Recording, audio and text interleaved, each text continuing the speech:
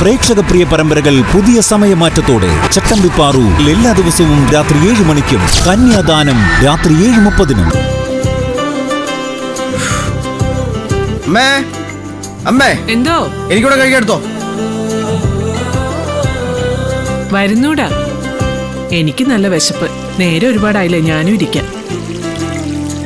എടാ വാ ഇരിക്കേ. അമ്മയിരുന്നോ, ഒരുമിച്ച് കഴിക്കാം. പറ്റുന്നില്ല, വലിച്ചിട്ടേ അത്. അല്ല, ആന്റി എന്താ കഴിക്കാതെ എഴുന്നേറ്റെ? ഇവരുടെയൊക്കെ ഒപ്പം ഇരുന്ന് ഭക്ഷണം കഴിക്കാനുള്ള യോഗ്യത എനിക്കില്ലാന്ന് തോന്നി.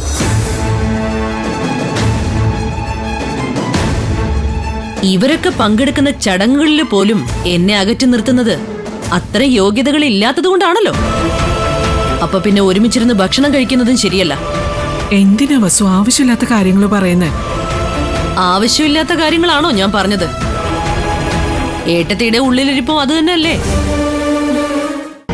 എന്നെ കൂടെ കൂട്ടാൻ കൊള്ളാത്തത് കൊണ്ടാണല്ലോ ആശുപത്രിയിലേക്കെന്ന് കള്ളവും പറഞ്ഞ് രണ്ടുപേരും കൂടി ഭൂമി പൂജയ്ക്ക് പോയത്. നോക്കാൻഡി, ആരും ചെറുതായത് കൊണ്ടോ യോഗ്യത ഇല്ലാത്തത് കൊണ്ടോ ചെറുതായി കാണിക്കാനോ അല്ല ഞങ്ങൾ പോയത്. ദയവ് ഇത് ഞങ്ങൾ പോയതിനെ പോസിറ്റീവായിട്ട് കാണാൻ ശ്രമിക്കേ. വെറുതെ അതിനെ ന്യായീകരിക്കല്ലേ പ്രണവേ. നിങ്ങൾ ചെയ്തത് തെറ്റാ, തെറ്റ് തന്നെയാ. അതെ, ആവശ്യമില്ലാത്ത കാര്യങ്ങൾ ഇടപെട്ട് നീ അഭിപ്രായം പറയണ്ട.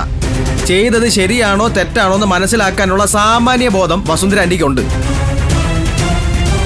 ഏട്ടന്റെ സ്വഭാവം ആന്റിക്ക് അറിയാലോ. വാശി കാണിച്ച് ഒരിക്കലും അനുനയിപ്പിക്കാൻ പറ്റത്തില്ല. ഏട്ടൻ എപ്പോഴെങ്കിലും മുട്ടുമടക്കിയിട്ടുണ്ടെങ്കിൽ അത് സ്നേഹത്തിന്റെ മുന്നിൽ മാത്രമാ. സ്നേഹത്തിന്റെ വില അറിയാമായിരുന്നെങ്കിൽ എന്നെ ആ ചടങ്ങിന് അവൻ ക്ഷണിക്കണമായിരുന്നല്ലോ. എന്റെ വസു ഞങ്ങളെ ക്ഷണിച്ചത് ഗൗതമല്ല, നിധിയാ. ക്ഷണിക്കാത്ത ആ ചടങ്ങിലേക്ക് ഞാൻ കയറി ചെല്ലുമ്പോ ചേട്ടൻ എങ്ങനെ പ്രതികരിക്കുന്നുള്ള ഭയം ഞങ്ങൾക്ക് രണ്ടുപേർക്കും ഉണ്ടായിരുന്നു.